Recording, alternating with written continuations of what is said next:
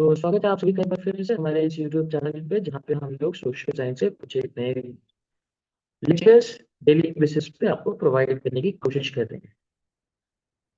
उसी कड़ी में आज हम लोग पढ़ने वाले हैं नेशनलिज्म यूनियन यूरोप के फर्दर टॉपिक्स, जितने भी आज हम इस वीडियो में कवर कर पाएंगे। Let's see. पहला टॉपिक हमारा रहने वाला है रेवोल्यूशनरीज का। अभी तक हमने इस चैप्टर से पढ़ लिया है अलग अलग टॉपिक्स को, जैसे कि फ्रांस में जो कलेक्टिव बिलोंगिंग बनाएगी वो कैसे बनेगी। साथ ही साथ हमें कंजर्वेटिव्स, लिबरल्स, इन सभी के आइडियाज को भी डिस्कस किया। तो अब एक और कम्युनिटी है जिन्होंने मॉडर्न नेशन स्टेट्स की डिमांड करी और कुछ नई चीजें करने की डिमांड करी थी। तो आइए इनके बारे में समझते हैं और जानने की कोशिश करते हैं कि ये कम्युनिटी क्या क्या चीजों को डिमांड कर रही थी। तो सबसे पहली बात, रेवोल्यूशनरीज वो लोग हैं जो अपनी कंट्री में एक बहुत बड़े लेवल पे मास एगिटेशन चला के कहीं ना कहीं गवर्नमेंट को चेंज करना चाहते हैं। तो ऐसे ही एक रेवोल्यूशनरी ग्रुप को लीड किया करते थे जोसेफ मेज़नी। जोसेफ मेज़नी, इनका बर्थ जो होता है वो होता है 1807 में जेनोवा में। और ये एक सर्टेन एज के बाद ये एक सीक्रेट सोसाइटी होती है कार्बोनरी, जिसके ये मेंबर भी बन जाते हैं। सीक्रेट सोसाइटी के मेंबर बनने के बाद इन्होंने अटेम्प्ट किया कि किसी तरीके से लिगुआरिया में फ्रीडम करा जाए, रेवोल्यूशन करा जाए। बट लिगुआरिया की जो गवर्नमेंट थी वहां पे उनको एक्साइल का ऑर्डर दे दिया गया, और जिसके बाद से इनको वहां से बाहर जाना पड़ा। हालांकि हम एक बात और समझने की कोशिश करेंगे कि रेवोल्यूशनरी हमको इस चैप्टर में पढ़ना है वो कब के हैं, क्या टाइम पीरियड है इनका। टाइम पीरियड इनका रहने वाला है 1815 से 1848 तक का। 1858 क्यों? क्योंकि उस टाइम पे वियना कांग्रेस हुई, और वियना कांग्रेस के बाद से रेवोल्यूशन के क्या क्या अटेम्प्ट हुए ये हम इस वीडियो में देखेंगे। इनकी मेन डिमांड्स क्या थी? तो तीन मेन डिमांड्स थी। पहला, इनको लिबर्टी चाहिए। दूसरा, फ्रीडम चाहिए। और तीसरा, एक मॉडर्न नेशन स्टेट चाहिए जिसमें ये अपने हिसाब से एक नई गवर्नमेंट को इलेक्ट करा सके। ये तीन इनके बेसिक डिमांड्स रहने वाले हैं। कार्बोनरी के मेंबर बनते हैं, और ऐसे ही 1831 में इनको एक्साइल का एक ऑर्डर भी दे दिया जाता है इक्वाडोर के गवर्नमेंट से। बट ये चुप नहीं रहते हैं। इन्होंने मसलिस और पर्ल, दो जगहों पे इन्होंने दो अलग अलग सीक्रेट सोसाइटीज बनाई है। सीक्रेट सोसाइटीज ही क्यों बनाई जा रही है? क्योंकि अभी का जो टाइम पीरियड है ये कहीं ना कहीं रेवोल्यूशनरीज को फेवर नहीं करता है, और वो बैंड है हर जगह से।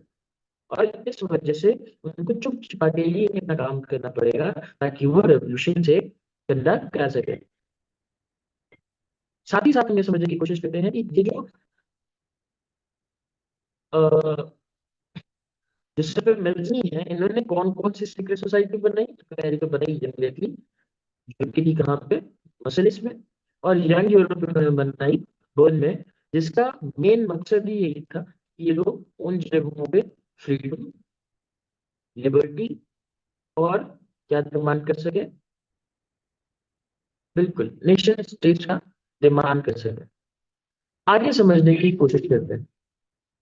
मेज़नी बिलीव किया, या वो ये मानते थे दैट नेशंस जो है वो नेचुरल यूनिट्स ऑफ मैनकाइंड है। हमारी मानवता का एक नेचुरल यूनिट है नेशन स्टेट, और ये एग्जिस्ट करना ही चाहिए। तो आपसे एक ऑब्जेक्टिव क्वेश्चन भी यहाँ पे बनता हुआ दिखाई देता है। Who said that the nation states are the natural unit of mankind? तो यहाँ पे बिल्कुल आसान सा आंसर आ जाएगा, जैसे पे मेज़नी। इन्होंने ये कोशिश भी करी कि कहीं ना कहीं ये क्या कर सके, German states, Italy, France, Poland, इन सभी जगहों पे यंग कम्युनिटी जो है, यंग मेन जो है, वो एक साथ है, और वो रेवोल्यूशन करके वहां की जो गवर्नमेंट है उनको हटा के एक रेवोल्यूशनरी गवर्नेंस को सेटअप करे। मोनार्की इनका अल्टीमेट दुश्मन था कि हमें अपनी कंट्री में, हमें हमारी सोसाइटी में मोनार्की जैसा कोई भी इंस्टीट्यूशन नहीं चाहिए। डेमोक्रेटिक गवर्नमेंट चाहिए, रिपब्लिक गवर्नमेंट चाहिए, जिससे कि ज्यादातर कंजर्वेटिव जो थे वो परेशान हुआ करते थे या डरते थे। और एक ऐसे ही कंजर्वेटिव लीडर थे ड्यूक मेटरनिक ऑस्ट्रिया के चांसलर, जिन्होंने उन पर ये भी तक कहा that the most dangerous enemy of our social order, who is it? He is none other than Giuseppe Mazzini। तो ये तो रहा आपका क्या, रेवोल्यूशनरी, एक बहुत छोटा सा टॉपिक जिसमें आपको जोसेफ मैथनी के बारे में पढ़ने को मिला, और साथ ही साथ आपने रेवोल्यूशनरीज की सिचुएशंस को भी देखा। हालांकि कभी भी सक्सेसफुल नहीं होंगे पूरे यूरोप में रेवोल्यूशन के थ्रू गवर्नमेंट को चेंज करना पाने में। आइए आप एक और सिचुएशन बताएं जहाँ पे खूब ढेर सारे रेवोल्यूशंस किए जाएंगे एक टाइम पीरियड के बीच में, जो है 1830 से 1848। 1830 से 1848 ये टाइम पीरियड जहाँ पे यूरोप में खूब ढेर सारे रेवोल्यूशंस हो रहे हैं। अब सबसे पहला रेवोल्यूशन आपको फ्रांस में ही देखने को मिलेगा। फ्रांस तो एक ऐसी कंट्री हो गई थी कि जब भी कुछ हो तो वहां रेवोल्यूशन हो जाए। जुलाई 1830 में जो बर्बन डायनेस्टी को 1815 में इस्टेब्लिश किया गया था वियना कांग्रेस के बाद में, उसको हटा के यहाँ पे इन्होंने एक कंजर्वेटिव पावर को हटाने के बाद एक कॉन्स्टिट्यूशनल मोनार्की सेटअप करी। किसके लीडरशिप में? लुई फिलिप के लीडरशिप में। हालांकि ये भी बहुत दिनों तक नहीं चलेगा, और 1848 में एक और फ्रांस में रेवोल्यूशन होगा जहां पे लुई फिलिप को भी हटा के वहां पे कॉन्स्टिट्यूशनल मोनार्क को हटा के एक डेमोक्रेटिक गवर्नमेंट सेटअप कर दी जाएगी, डेमोक्रेसी ले आई जाएगी फ्रांस में। तो ये तो रेवोल्यूशन का हाल है फ्रांस में। और इसी चीज को देखते हुए मेटरनिक ने फ्रांस के बारे में एक और बात बोली थी, that when France sneezes, the rest of Europe catches cold। कि कोई भी इवेंट अगर फ्रांस में होता है तो उसका एक बहुत बड़ा इम्पैक्ट हमको पूरे यूरोप में देखने के लिए मिलता है। ऐसा ही कुछ हुआ जहाँ पे ब्रसल्स जो था, अपराइजिंग इन ब्रसल्स, जहाँ पे Belgium United kingdom of Netherland से अलग हो जाता है।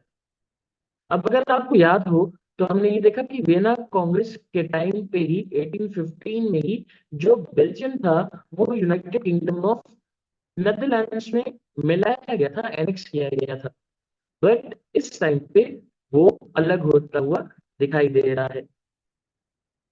इसके अलावा भी कई सारे इवेंट्स होंगे जो कि आपको इस टॉपिक में पढ़ने हैं, जैसे कि Ottoman empire, Ireland, Poland, Italian provinces, German states, इन सभी जगहों पे बहुत बड़े लेवल पे कहीं ना कहीं हमें माने तो liberal, nationalist, educated middle class, इन सभी की डिमांड्स बढ़ती जा रही थी। ये सभी के सब कंजर्वेटिव आइडिया से काफी हद तक परेशान हो चुके थे, और इनकी डिमांड्स थी कि हमें अब फ्रीडम चाहिए, हमें अब इक्वालिटी चाहिए, हमें अब डेमोक्रेटिक सेटअप चाहिए जहाँ पे हमारी भी कुछ फ्रीडम को वैल्यू दिया जाए, जहाँ पे हमको वैल्यू दिया जाए। एक ऐसा ही इंसिडेंट देखने को मिलता है जिसने पूरे यूरोप का ध्यान खींचा अपने तरफ, कि एक कंट्री है छोटी सी यूरोप की, ग्रीस। माना ये जाता है कि जो यूरोपियन सिविलाइजेशन शुरू हुई वो ग्रीक कल्चर से ही शुरू हुई। तो एक बहुत बड़ा कनेक्शन है यूरोपियंस का ग्रीस को लेकर। अब हुआ क्या, जितने भी ग्रीक्स थे उन सब ने प्रोटेस्ट वगैरह करना शुरू किया, और ये ग्रीक्स जो थे वो ऑटोमन एम्पायर के अंडर में थे। तो ऑटोमन एम्पायर से निकलने के लिए इन्होंने प्रोटेस्ट और एक तरीके से लड़ाई शुरू कर दी कि हमें तो अब इस गवर्नमेंट में नहीं रहना है, हमें अपनी एक स्पेसिफिक गवर्नमेंट चाहिए होगी। ठीक, ऑटोमन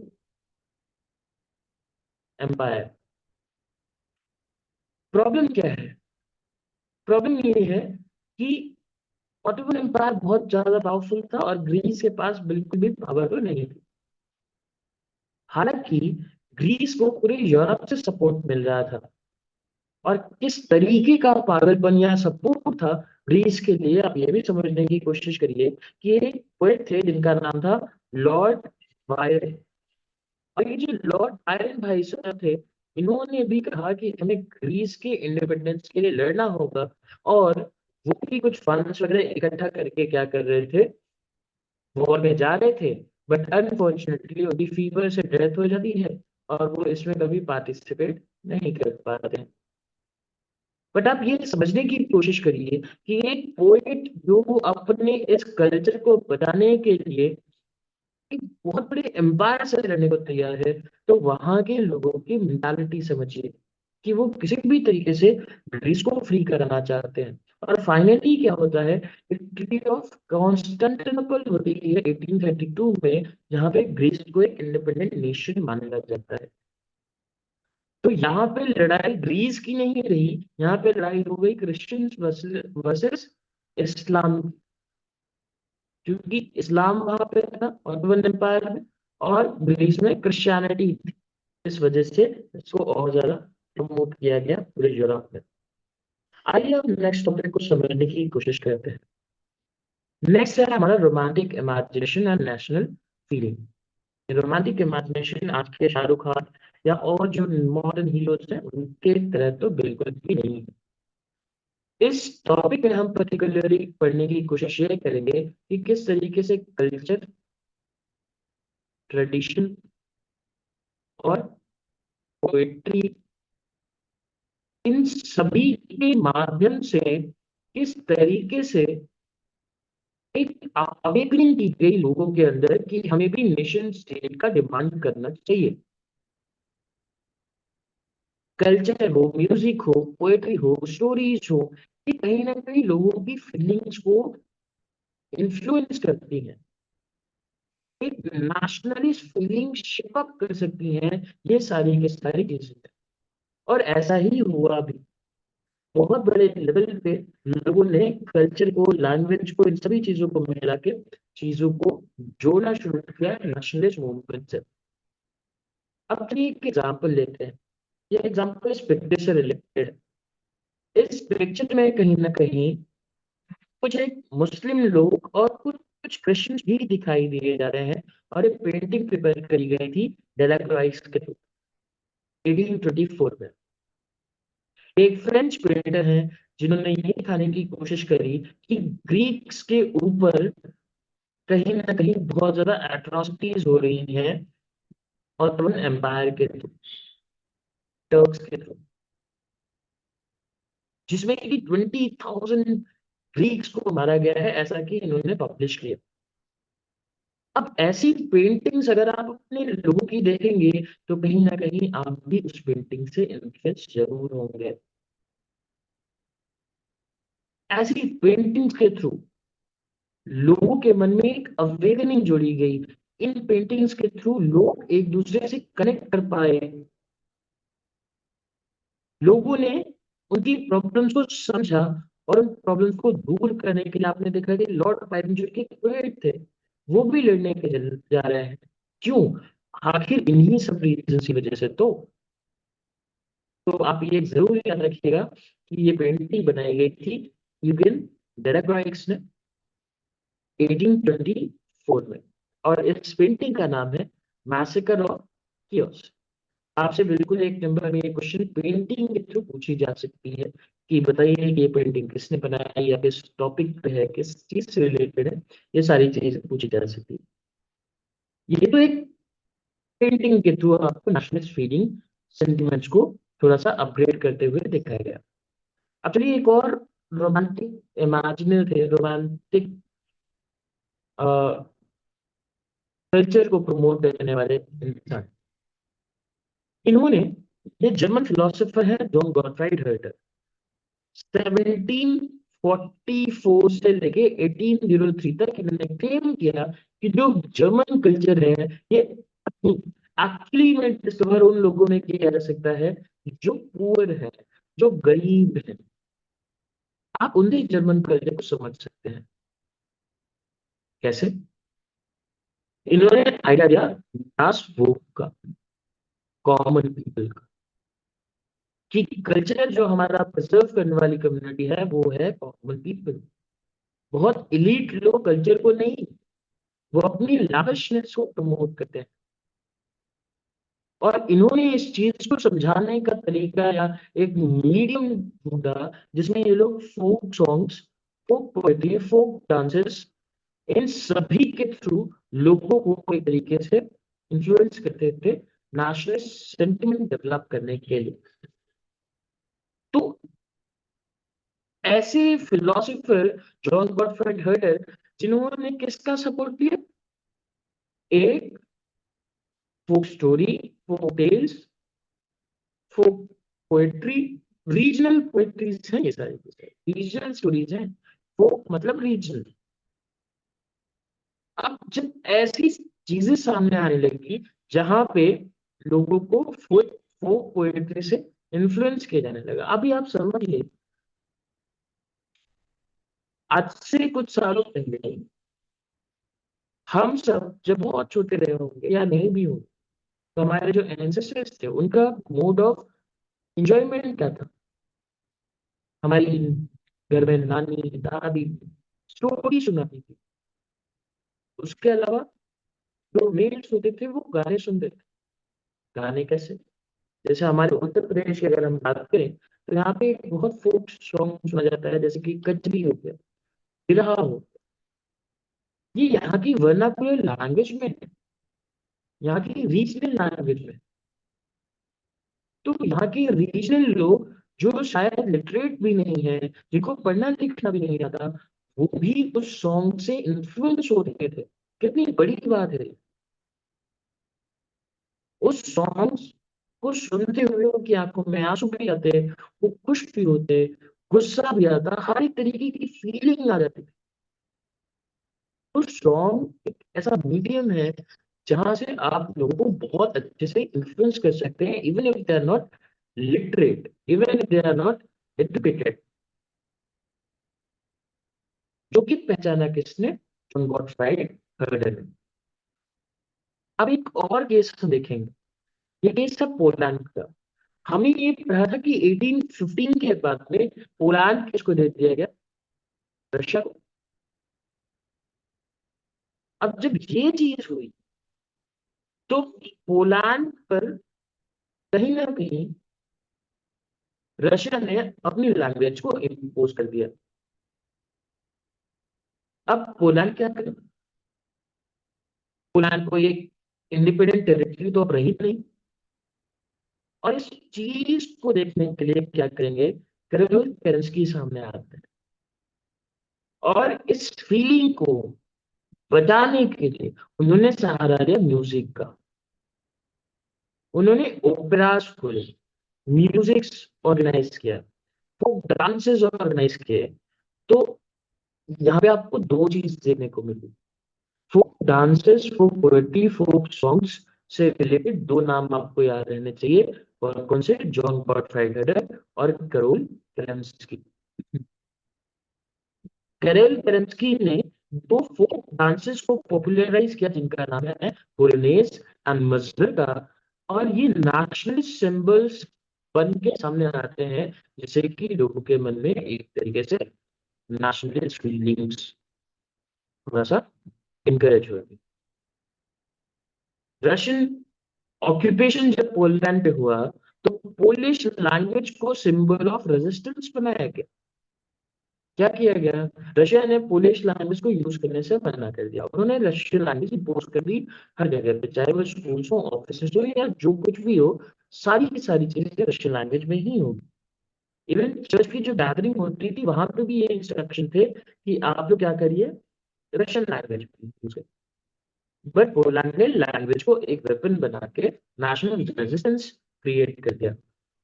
चर्च में वो लोग जाते तो वो लोग पोलिश लैंग्वेज यूज करते। और ऐसी सिचुएशन में बहुत बड़े नंबर्स में प्रीस्ट और बिशप्स को जेल में डाल दिया गया, साइबेरिया भेज दिया गया, जो कि वर्ल्ड का सबसे क्रूअल जगह है, सबसे ज्यादा कम टेम्परेचर वाला जगह है, जहाँ पे सर्वाइव कर पाना बहुत मुश्किल होता था। रशियन अथॉरिटी ने पनिशमेंट दिया कि अगर आप रशियन लैंग्वेज को नहीं यूज करोगे अपने टीचिंग के लिए तो हम आपको पनिश करेंगे। और पोलिश लैंग्वेज पोलैंड में एज ए सिंबल नजर आने लगी कि अगर आपको रशियन डोमिनेशन का प्रोटेस्ट करना है और अगेंस्ट जाना है तो आप पोलैंड लैंग्वेज, पोलिश लैंग्वेज बोलना शुरू करिए। तो ये तो एक तरीका है। देखिए, इस रोमांटिक इमेजिनेशन के टॉपिक से हमने तीन चीजें सीखी कि या तो पेंटिंग से, या तो लैंग्वेज से, या तो folk dance, folk stories, folk songs, इन सभी के थ्रू हम लोग नेशनल सेंटिमेंट्स को प्रमोट कर सकते हैं। पेंटिंग में हमने एक एग्जांपल देखा किसका, डेलाक्रोइक्स का। उसके अलावा हमने देखा दो नाम और थे, जॉन गॉटफ्राइड हर्डर और कैरोल केरेंस्की। कैरोल केरेंस्की ने दो डांस फॉर्म पॉपुलराइज किए, कौन कौन से, मजूरका एंड पोलोनेज। और जॉन गॉटफ्राइड हर्डर ने लोकल सॉन्ग्स, पोएट्रीज, स्टोरीज, इन सभी चीजों को लेके एक मूवमेंट सा स्टार्ट किया, जहां पे उन्होंने इन सभी को ऑर्गेनाइज किया और लोगों को इसे इन्फ्लुएंस किया। अब जो हमारा नेक्स्ट टॉपिक है, ये है हंगर, हार्डशिप और अनपॉपुलर रिवॉल्ट। जरा समझने की कोशिश करिए। 1830 के आसपास जो हम देख रहे हैं, वहां पे बहुत बड़े लेवल पे पॉपुलेशन ग्रोथ देखने को मिलती है पूरे यूरोप में। और इससे इन्फ्लुएंस क्या होता है कि लोगों के पास जॉब अपॉर्चुनिटीज कम हो जाती हैं, एम्प्लॉयमेंट कम हो जाता है। रूरल एरिया से लोग माइग्रेट तो करते हैं सिटीज में, बट क्योंकि वहां पे जॉब अपॉर्चुनिटीज नहीं होती है, लोगों के पास एक अच्छी इनकम नहीं होती है, तो लोग क्या करेंगे, स्लम एरियाज में रहना शुरू कर देंगे, या स्लम एरियाज बहुत ज्यादा देखने को मिलेंगे टाउन्स में। रही बात मैन्युफैक्चरर्स की या वर्कर्स की, तो ऐसी सिचुएशन क्रिएट हो जाएगी, क्योंकि 18th सेंचुरी आ चुकी है, तो इंग्लैंड, फ्रांस या ऐसी जो भी कंट्रीज थी जहाँ पे 18 तो 19th सेंचुरी में इंडस्ट्रियल रेवोल्यूशन शुरू हो चुका था, तो वहां पे जो हैंडमेड गुड्स होते थे, उनके प्राइसेस ज्यादा होने की वजह से वो आउट ऑफ कंपटीशन हो जाते थे। एक ऐसा ही केस हमको टेक्सटाइल प्रोडक्शन में देखने को मिलता है, जो कि अभी भी पार्टली मैकेनाइज्ड है। यूरोप में क्या है कि एरिस्टोक्रेसी अभी भी पावर को एंजॉय कर रही है, और peasants जो है वो बहुत ज्यादा स्ट्रगल कर रहे हैं फ्यूडल ड्यूज से, ऑब्लिगेशन से, टैक्सेस से। और प्राइसेस बढ़ जाने की वजह से, बैड हार्वेस्ट होने की वजह से, या फिर और भी किसी और प्रॉब्लम की वजह से, लोग बिल्कुल ऑन द वर्ज पे है, जहां पे वो कभी भी रेवोल्यूशन की तरफ जा सकते हैं। एक ऐसा ही ईयर आप देखने को मिलेगा 1848 में, जहां पे फूड शॉर्टेज हुई, वाइड स्प्रेड अनएम्प्लॉयमेंट था पेरिस की रोड पे। लुई फिलिप, जो कि कॉन्स्टिट्यूशनल मोनार्क के हेड थे, जिन्होंने ये दावा किया था, या एक तरीके से क्लेम किया था कि हम आपकी सारी प्रॉब्लम्स को रिजॉल्व कर देंगे, एम्प्लॉयमेंट जनरेट करेंगे, वो सब चीजें कर पाने में अनसक्सेसफुल हुए। और इसी के बाद 1848 में बिजनेस की अपराइजिंग होती है, जहां पे फिर से एक बार फ्रांस में चीजों को चेंज कर दिया जाता है। फ्रांस अब एक रिपब्लिक कंट्री बन जाता है, जहाँ पे सभी एडल्ट मेल को, जो भी 21 ईयर्स के अबव है, उन सभी को वोटिंग राइट मिल जाता है। नेशनल वर्कशॉप सेटअप कर दी जाती है, जहाँ पे एम्प्लॉयमेंट जनरेट होगा। ये तो पहला रेवोल्यूशन हुआ, जो कि 1848 में हुआ। 1845 में भी एक जगह है यूरोप में, सिलेशिया, जहाँ पे वीवर्स थोड़े से परेशान दिखाई दे रहे थे। वीवर्स क्यों परेशान थे? क्योंकि जो प्रोडक्शन का तरीका था यूरोप में, वो कैसा था। मान लीजिए अगर आपको कपड़े बनवाने हैं, तो आप क्या करेंगे, ऐसे कॉन्ट्रैक्टर्स के पास जाएंगे। कॉन्ट्रैक्टर्स, एक तो होते थे कॉन्ट्रैक्टर्स, फिर वीवर्स, और इन सबसे भी बड़ा एक और इंसान, जो कि इंपोर्ट या फिर एक्सपोर्ट करता था। अब जरा समझने की कोशिश करिए। इंपोर्ट एंड एक्सपोर्ट करने वाले ने कॉन्ट्रैक्टर से बात करी कि भाई देखो, हमको कम से कम 100 यूनिट्स टेक्सटाइल बना के आप दीजिए। कॉन्ट्रैक्टर्स, इनके पास पैसा होता था, मनी होगी, और इनके पास में रॉ मटेरियल होता था। रॉ मटेरियल, ये क्या करते थे, ये रॉ मटेरियल्स लेके पहुंच जाते थे किनके पास, वीवर्स के पास में, कि भाई आप क्या करिए, हमारे लिए आप 100 यूनिट क्या बनाइए, टेक्सटाइल प्रोड्यूस करिए, शर्ट बनाइए, बैग बनाइए। अब यहाँ पे कॉन्ट्रैक्टर्स बीच में आते हैं, उन्होंने रॉ मटेरियल दिया, पैसा कुछ देने का बात किया, और 100 यूनिट काम देने का बात किया, और ये वही 100 यूनिट ये किसको दे देंगे? इम्पोर्ट या एक्सपोर्ट करने वाले इंसान को।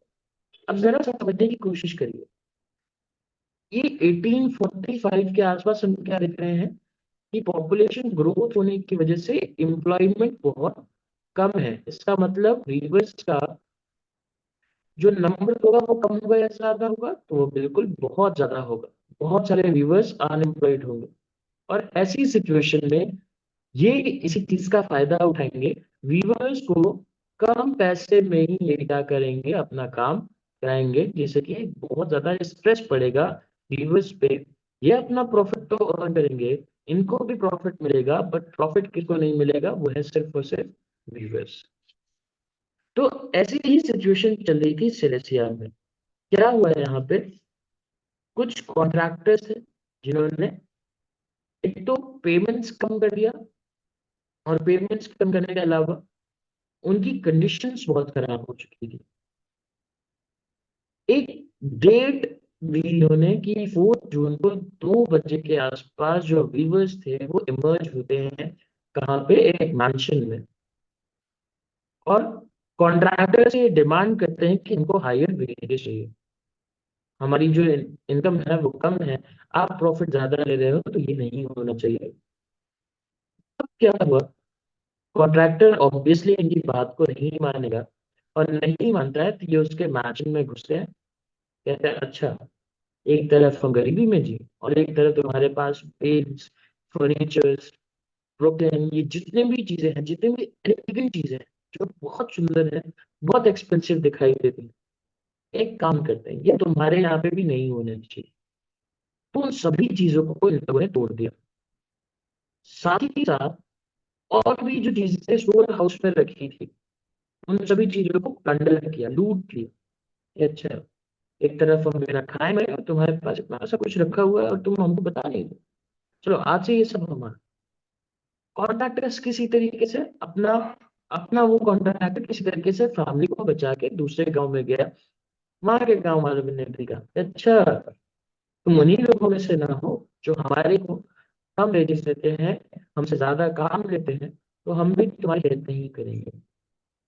वो 24 घंटे बाद वापस आता है, किसी एक फ्यूडल इंचार्ज से हेल्प लेके, आर्मी को लेके, जहाँ पे उन्होंने बहुत बड़े नंबर्स में उन वर्कर्स को मारा, और 11 वीवर्स जो थे उनको शूट किया गया, और उनकी डेथ हो गई। तो ये कुछ एक सिचुएशन है पूरे यूरोप में जहाँ पे रेवोल्यूशन हो रहे हैं, जहाँ पे प्रॉब्लम्स हैं। अब आगे हम लोग पढ़ेंगे आने वाली वीडियोस में रेवोल्यूशंस ऑफ लिबरल्स, और फिर उसके बाद उसी वीडियो में हम लोग डिस्कस करेंगे कि किस तरीके से जर्मनी, इटली और ब्रिटेन में यूनिफिकेशन का काम होगा। आज की इस वीडियो में हम लोग इतना ही पढ़ते हैं, मिलेंगे हम लोग नेक्स्ट वीडियो में। आई होप कि आप सभी को ये जो वीडियो लेक्चर्स हैं वो पसंद आ रहे होंगे। देखते रहिए, मिलते हैं हम लोग नेक्स्ट वीडियो में। तब तक के लिए take care, stay safe, bye bye.